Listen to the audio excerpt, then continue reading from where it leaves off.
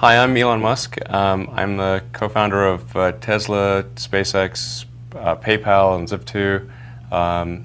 I currently run Tesla and SpaceX, and I'm chairman of SolarCity, and I'm here to answer some reader questions. The first question is, how did I break into the business world? Well, I started Zip2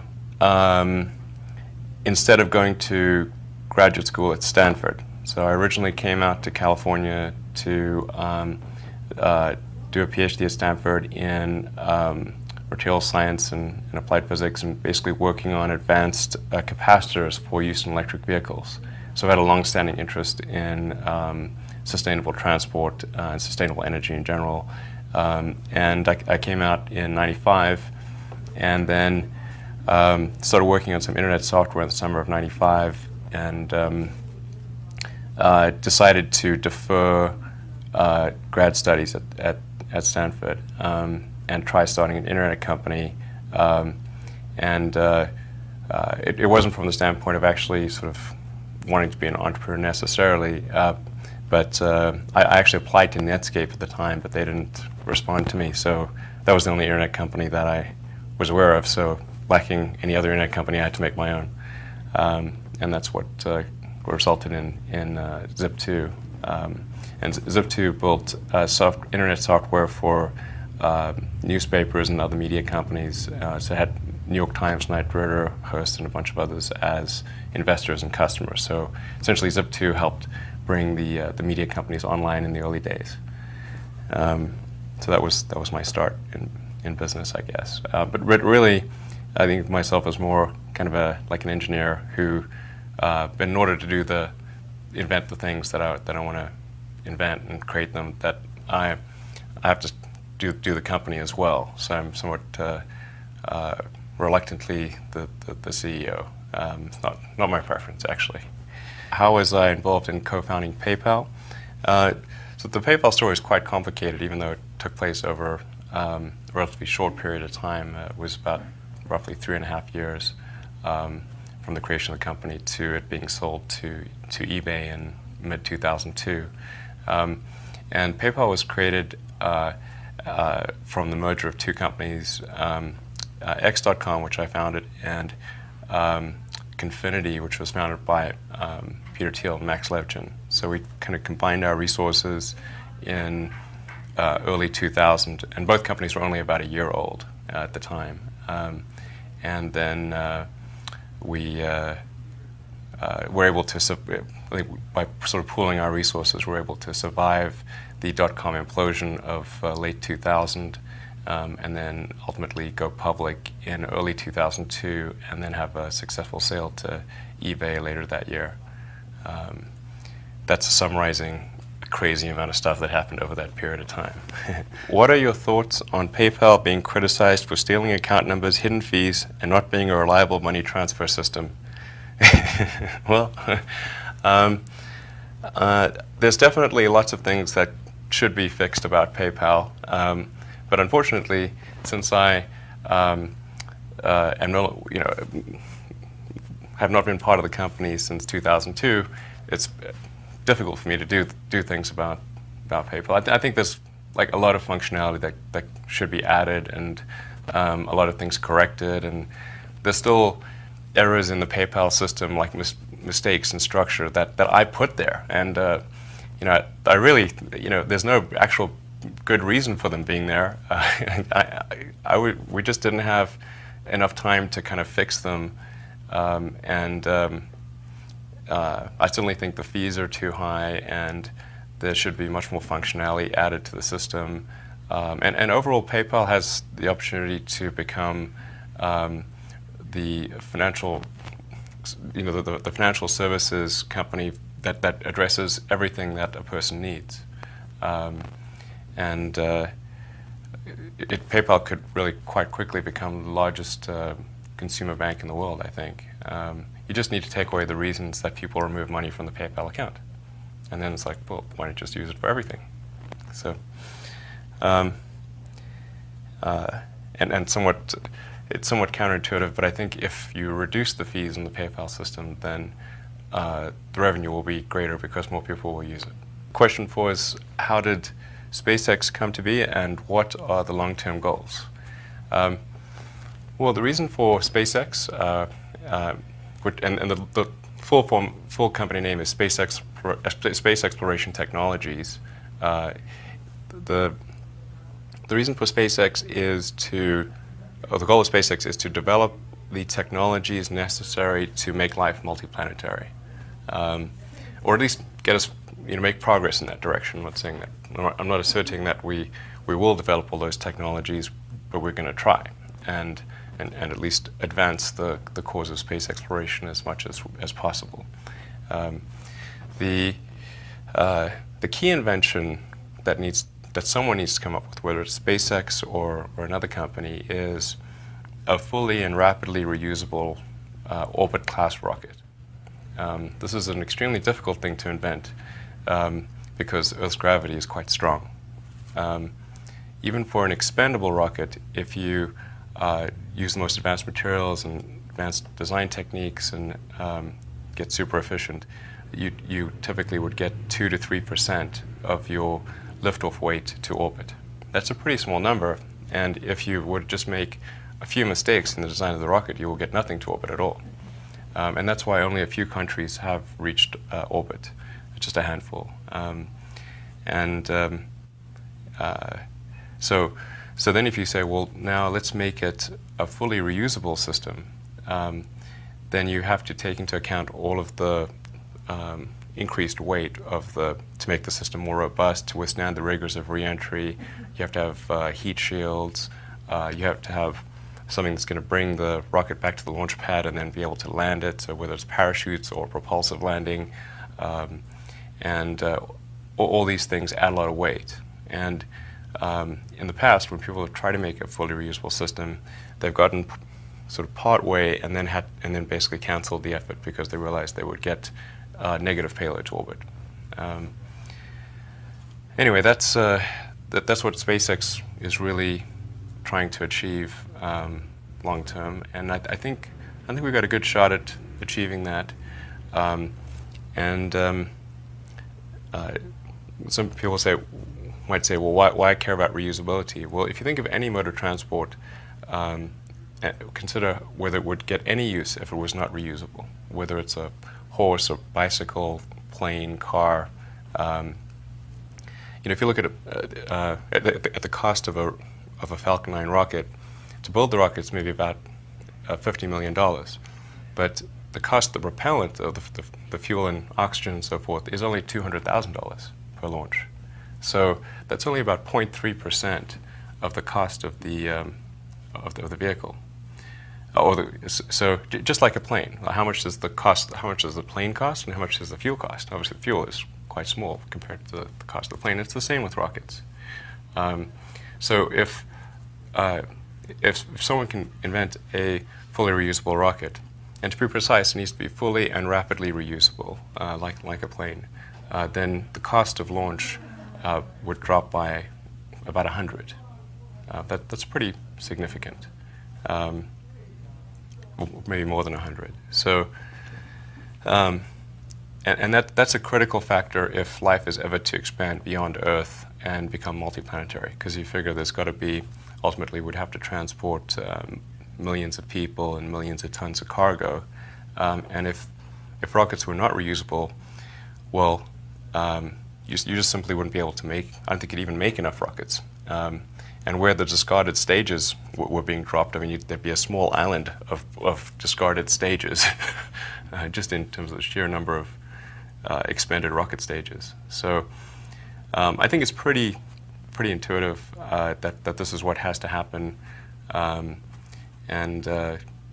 someone, SpaceX or some other company, has to make this pivotal invention. And it really is, it's something that will shift the entire future of life as we know it, if that's invented. Because life has been confined to Earth for 4 billion years. That's a long time, and if there's no if life does not become multiplanetary, it will eventually go extinct on Earth, if for nothing, if for no other reason than gradual expansion of the sun. Yeah, that's sort of a lengthy answer there. How did Tesla come to fruition? All of these stories are quite long stories, so I'm trying to condense them to relatively short answers. Well, as I mentioned earlier, I've had a long-standing interest in electric cars because I think that's the way to achieve sustainable transport. That's the original reason I came out to California, was to try to develop energy storage mechanisms for electric vehicles. I guess it was in 2003, I got a call from J.B. Straubel and another guy who wanted to meet and talk about space stuff. And then during that conversation, they also happened to mention electric cars, because they're pretty interested in electric vehicles.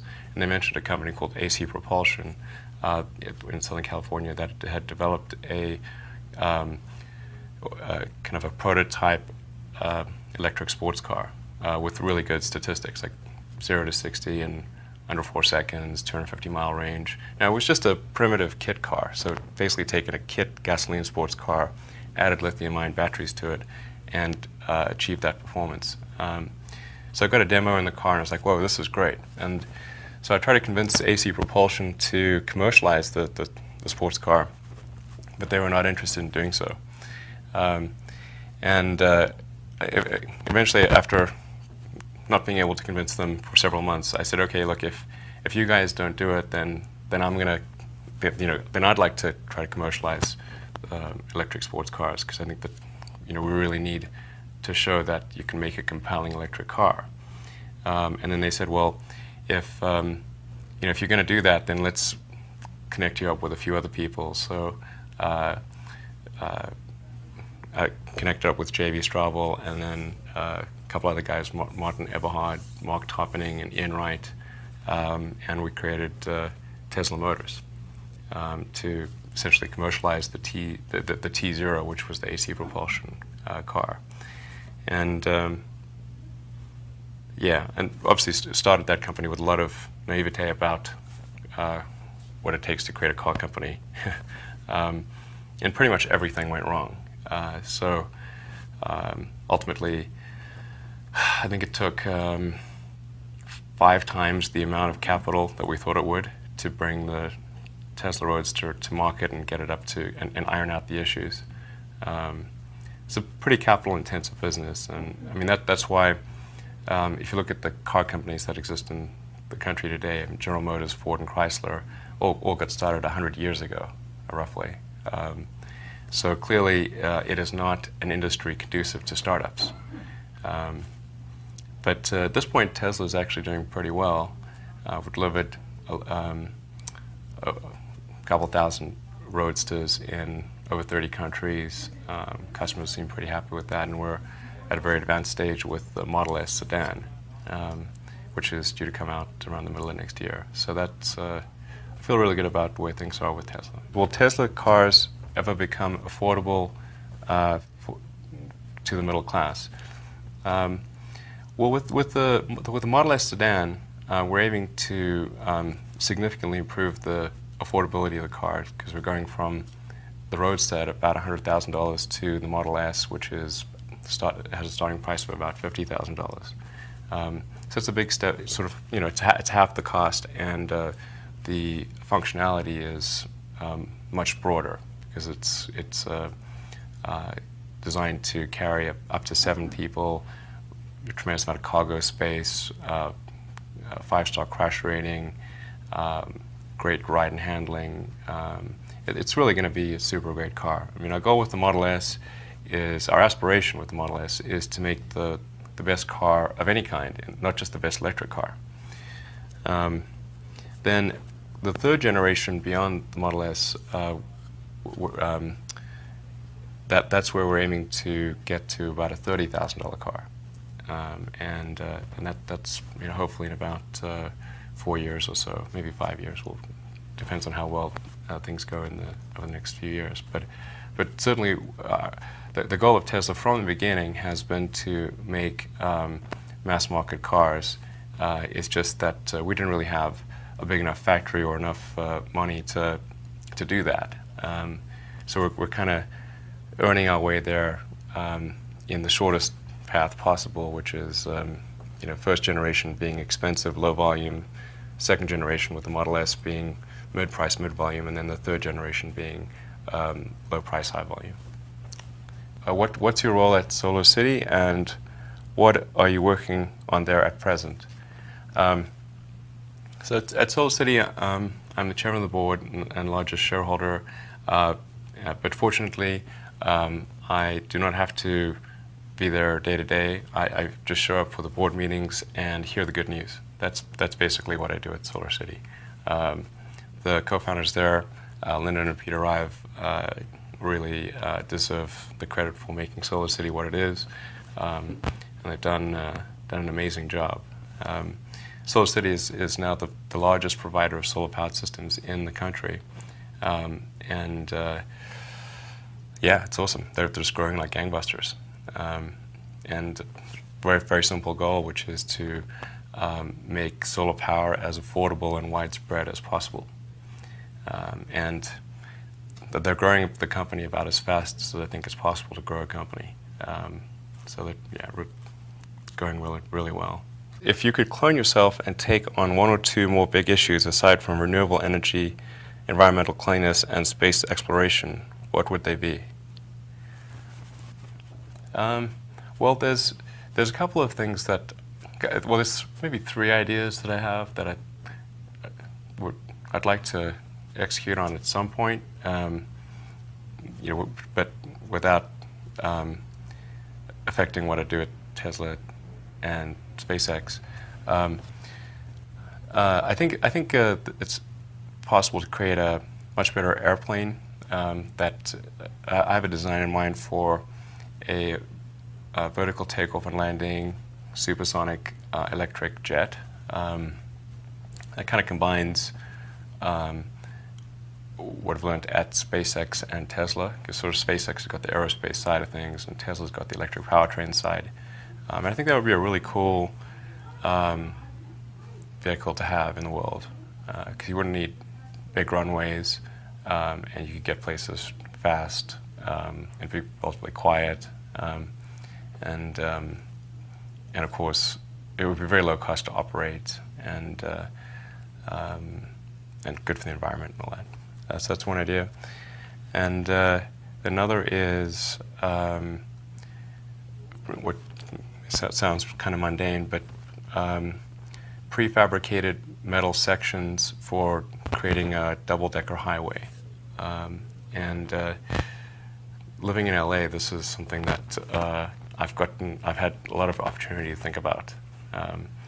And it's a bit tricky to, if you want to increase throughput on a highway, because you want to be able to do it ideally without affecting the existing traffic, as the current construction on the 405 can be very annoying, and then when they're widening the 405 right now, and it'll be nice to have that extra lane, but in the meantime we often have like -1 lane. So I think if you could really think of double-deckering a freeway, double-decker is the wrong word, because I'm actually thinking of kind of like a box section down the center divider with a lane on the bottom, a lane on the top, but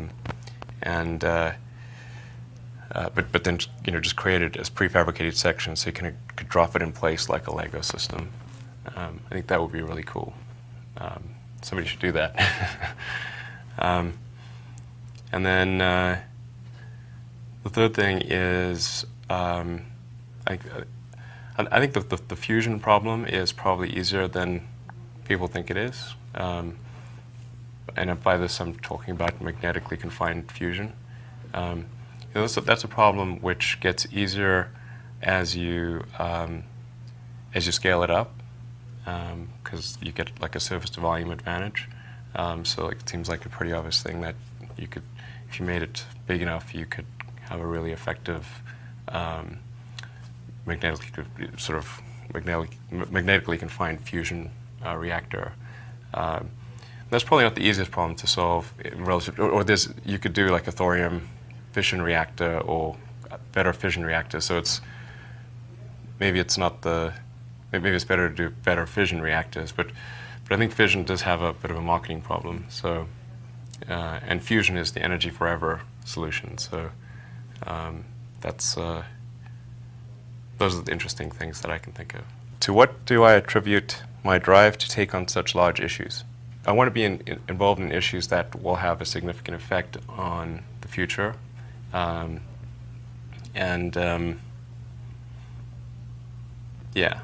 Let's see.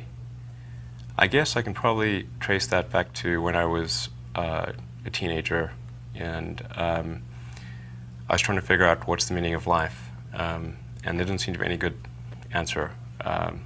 So it seemed like, well, then in the absence of having a good answer, then we should try to expand the scope and scale of human consciousness in order to better appreciate the nature of the problem that we're trying to solve and figure out what questions to ask. Just like The Hitchhiker's Guide to the Galaxy with Douglas Adams, I think he really hit the nail on the head that the really tough part is figuring out what questions to ask. Once you have a properly phrased question, the answer is comparatively easy. So if we're going to do that, then we obviously want to maximize the likely lifespan of humanity and expand beyond Earth, and just sort of get a better understanding of the universe. So I thought I'd get involved in things that would do that. What future propulsion techniques will drive space exploration in the future? Well, so here's sort of an ironic thing, which is I think that essentially all modes of transport will go fully electric except for rockets. And the problem with getting out of Earth's gravity well is that it's very difficult to escape Newton's third law, which is that you kind of need to react against something, or you need to expel matter in order to have the opposite reaction, and have that momentum transfer such that you can move. I mean, there are sort of some ideas about having space elevators and that kind of thing, but I don't think those are likely to be successful. So you do need chemical propulsion, but I think that we can certainly improve on the chemical propulsion that's been done thus far. And I think probably a very high efficiency light hydrocarbon engine that uses sort of predominantly methane is probably a good way to go, and that's something SpaceX will end up working on. Once you get into space, or into orbit, I should say, then there are interesting potential. I mean, I think having high-powered ion drives are probably a good thing for interplanetary transport. And then there's some interesting ideas about having solar sails or sort of solar electromagnetic sails. Those could be interesting ways to go. But I think if we can establish a base on Mars, and that will then create a forcing function to improve space transportation technologies, and all sorts of things that we don't really know about today will get invented in the future. But you kind of need that forcing function, just like before there was a need to cross the Atlantic, there wasn't really a forcing function to improve ships. But once there was, the United States was there, then there was a big incentive to improve shipping technology across the Atlantic. Actually, that brings you back to the reusability thing. If ships had not been reusable in the days of American colonization, then the United States would not exist. All right, so the next question is, has your definition of a good idea for a startup or innovation changed in the past 5 to 7 years? No, not really. I think it's pretty much the same idea. if you're going to create a company, you have to come up with a product or service that you think would be compelling, that would serve some need, and then really a great company is just built around a great product or service. That's the whole purpose of a company, is to propagate that product or service and put it in the hands of people who would find it useful. Yeah, so I think that's the main thing, is try to think of the most useful thing you could do for your fellow human beings, and then a company is the process of scaling that up and in scope, increasing that in scope and scale. With the downturn of the economy, are VCs less likely to invest in startups? I think I'm not sure how much venture capital is being invested right now. I think I don't even know if it's a big change. But there is a lot of venture capital being invested. So I think there's still plenty of venture capital for good ideas. I think the best way to attract venture capital is to try to come up with a demonstration of whatever product or service it is, and ideally take that as far as you can. Just see if you can actually sell that to real customers, and start generating some momentum. And then the further along you can get with that, then the more likely you are to get funding. What's the best advice you have for aspiring entrepreneurs? Well, I think starting a company is a very tough thing. There's a friend of mine, Bully, whose phrase is, starting a company is like staring into the abyss and eating glass. So you should certainly expect that it is going to be very hard. It's going to be harder than getting a job somewhere by a pretty good margin. And the odds of you losing the money that you've invested or your friends have invested is pretty high. I mean, those are just the basic facts. So if you don't mind things being really hard and high risk, then starting a company is a good idea. Otherwise, it's probably unwise, and will certainly stress you out. So I think you have to be pretty driven to make it happen. Otherwise, you will just make yourself miserable. And then in creating a company, as I said a moment ago, it's just you just want to really say, how do you make the best product or service possible? Companies that don't make good products or services just shouldn't exist. I think that's just pretty logical. How do you stay focused, motivated, and maintain enthusiasm when things don't go the way you had hoped? I think my sort of drive to get it done is somewhat disconnected from hope, enthusiasm, or anything else. I actually just don't care about hope or enthusiasm, motivation. I just give it everything I've got, irrespective of what the circumstances may be.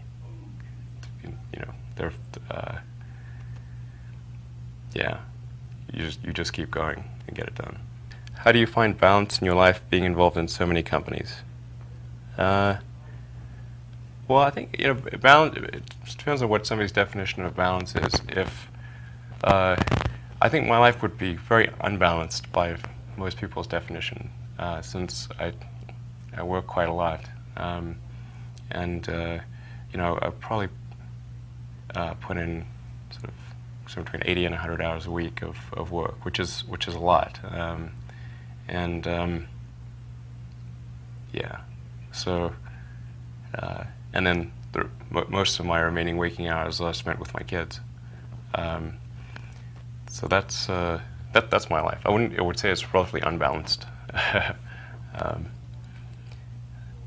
The great thing about having something like an iPhone or BlackBerry or whatever is that you can kind of intermix activities. So I can kind of be with my kids and on email at the same time, since they don't require constant attention. What are a couple of inventions you expect to change the world in the coming years? Well, I think the biggest problem, terrestrial problem that Earth faces is the sustainable energy problem, and so I think there's going to be a number of breakthroughs in that arena because they kind of have to be, but I think there will be, as they say, necessity is the mother of invention. So I would expect to see significant breakthroughs in energy storage, and that's probably maybe the biggest area. Probably breakthroughs in energy generation as well. Although I actually think that there have been some pretty big breakthroughs in solar power. In fact, a lot of people are unaware of the fact that the cost of solar panels has dropped by a factor of basically almost 4. So certainly 3, but almost 4 over the last 5 years. That's a massive, massive reduction. I classify that as a breakthrough. Yeah, there's going to be huge breakthroughs in genetics, in decoding DNA, and then also writing DNA. So once you've read DNA, you figure out where's the error. You want to sort of write the corrective code. I mean, DNA is basically firmware. So if there's a disease that somebody has and it's genetic, and you could sort of fix that, and I think we may be able to fix sort of Alzheimer's, and so I expect there's going to be a lot of breakthroughs in the genetics area. That's going to be really, really huge. Of course, a lot of the biggest breakthroughs are going to be difficult to anticipate in advance.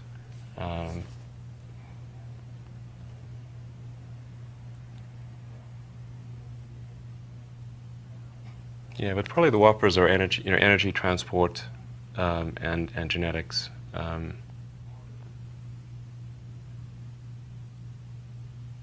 probably be some really big breakthroughs in understanding of the human mind and consciousness as well. So how did it feel to have Iron Man based on you? Well, I should point out that Iron Man was only partially based on me because I've got 5 kids, and Iron Man didn't, sort of swinging bachelor. But I guess it's kind of cool. And we've got an Iron Man statue that was donated to SpaceX by Jon Favreau, signed by the whole cast, including Scarlett Johansson and everything. It was kind of cool. That's pretty cool, I guess. What happened to the Top Gear debacle over the Tesla Roadster? And this is basically where Top Gear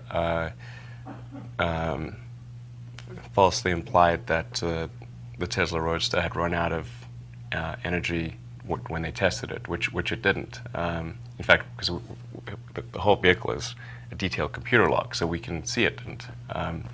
And then also when we dropped the car off, one of our guys happened to see a script sitting on the table. He'd already dropped the car off, and so reading through the script, and in the script the car breaks down. I'm like, wait a second, you wrote the script before we even gave you the car. So there's something wrong about that, and you wouldn't think it was. We were hoping it wouldn't be that bad, but then when we did the Tesla IPO roadshow, we just got one investor after another asking us why our car broke down in Top Gear, particularly in Europe. Every investor we met with in Europe asked us why our car broke down, and I was like, well, this is ridiculous. So, and then to add salt to the wound, Top Gear just kept repeating that episode. So who knows how the lawsuit will go, but it's still working its way through the British courts. And our demands are pretty simple. It's just like stop playing the episode where you falsely claim that or imply that our car broke down. Seems like a reasonable thing to ask for. Do you ever feel obligated to provide philanthropic support back to South Africa? I'm not sure I'd say I feel obligated to provide it to South Africa specifically as a country, but I do a lot of philanthropic things, and South Africa is sort of among the beneficiaries, I guess, of that. I've done a lot of sort of science education things. I've donated to a couple of educational institutions in South Africa. But overall, in terms of my little, I've got a little foundation called the Musk Foundation, and I try to figure out what's the most good it can do, kind of independent of one country or another, and with a focus on science education, kind of pediatric research, and kind of environmental causes. All that, trying to make sure that anything we do from an environmental standpoint isn't related to SolarCity or Tesla, because that wouldn't be right.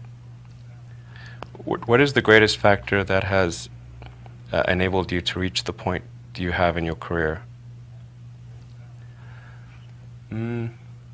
Well, I think probably I have a really high intrinsic drive.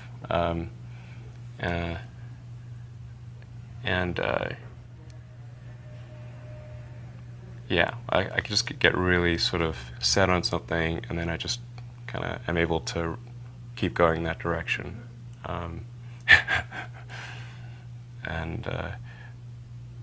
The reason I say it seems to be intrinsic is because when I was like 5 or 6 or something, and my mom grounded me, said I couldn't go play with my cousins who lived on the other side of town, I don't know, 10 miles away or 12 miles away or something. And then I was pretty mad about that, and so I couldn't really read. I couldn't really read, but I didn't really know the way. I mean, I kind of knew the way, but I walked clear across town and arrived at my cousin's house several hours later, freaking my mom out. And that's kind of a weird thing to do if you're 5. So I figured that must be something intrinsic. Who are some figures that you look up to in the business world? Well, I think obviously somebody like Steve Jobs. I mean, everyone and their mom looks up to Steve Jobs in that respect. I think Larry Page and Sergey Brin, for sure. They're friends of mine. They've done an amazing job.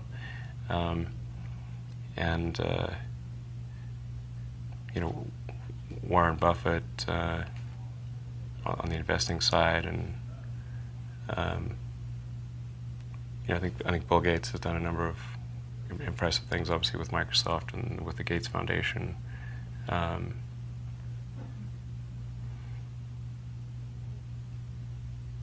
there's a lot of great people out there, I think also historically, the guys like Edison and Tesla, obviously, were big fans of Tesla. He's well known in the scientific community. The units of magnetism are units of Tesla, but he's not as well known in the popular mindset. So that's why Tesla Motors is named after him. So I think. But I also admire people like Winston Churchill and just some of the great, interesting people. Like Oscar Wilde. I mean, there's lots of really interesting, cool people in history. So what advice do I have for college graduates interested in getting involved in the spheres you've tapped into? Certainly, I'd invite you to apply for a job at SolarCity or Tesla or SpaceX. And if not, then if that doesn't work for whatever reason, then I guess apply to jobs at other companies in that arena, or try starting a company. Although I have to say that in the space business is quite hard to start a company in the space business because it's such a capital-intensive business. So it may be better to do something in solar power. Or if you're going to do it in cars, do it as kind of a component supplier for cars or something like that. Yeah, all right. Well, this has been Elon Musk answering your questions. Have a great day. It's difficult for me to do things about PayPal. I think there's a lot of functionality that should be added, and a lot of things corrected, and there's still errors in the PayPal system, like mistakes in structure that I put there. And I really, there's no actual good reason for them being there. We just didn't have enough time to kind of fix them. I certainly think the fees are too high, and there should be much more functionality added to the system. And overall, PayPal has the opportunity to become the financial, the financial services company that addresses everything that a person needs. PayPal could really quite quickly become the largest consumer bank in the world, I think. You just need to take away the reasons that people remove money from the PayPal account. And then it's like, well, why don't you just use it for everything? So, it's somewhat counterintuitive, but I think if you reduce the fees in the PayPal system, then the revenue will be greater because more people to eBay in mid-2002. And PayPal was created from the merger of two companies, X.com, which I founded, and Confinity, which was founded by Peter Thiel and Max Levchin. So we kind of combined our resources in early 2000, and both companies were only about a year old at the time. And then we were able to, by sort of pooling our resources, we're able to survive the dot-com implosion of late 2000, and then ultimately go public in early 2002, and then have a successful sale to eBay later that year. That's summarizing a crazy amount of stuff that happened over that period of time. What are your thoughts on PayPal being criticized for stealing account numbers, hidden fees, and not being a reliable money transfer system? Well, there's definitely lots of things that should be fixed about PayPal, but unfortunately, since I have not been part of the company since 2002, actually sort of wanting to be an entrepreneur necessarily, but I actually applied to Netscape at the time, but they didn't respond to me. So that was the only internet company that I was aware of. So lacking any other internet company, I had to make my own, and that's what resulted in Zip2. And Zip2 built internet software for newspapers and other media companies. So it had New York Times, Knight Ridder, Hearst, and a bunch of others as investors and customers. So essentially, Zip2 helped bring the media companies online in the early days. So that was my start in business, I guess. But really, I think of myself as more kind of like an engineer who, in order to invent the things that I want to invent and create them, that I have to do the company as well. So I'm somewhat reluctantly the CEO. It's not my preference, actually. How was I involved in co-founding PayPal? So the PayPal story is quite complicated, even though it took place over a relatively short period of time. It was about roughly 3.5 years from the creation of the company to it being sold. Hi, I'm Elon Musk. I'm the co-founder of Tesla, SpaceX, PayPal, and Zip2. I currently run Tesla and SpaceX, and I'm chairman of SolarCity, and I'm here to answer some reader questions. The first question is, how did I break into the business world? Well, I started Zip2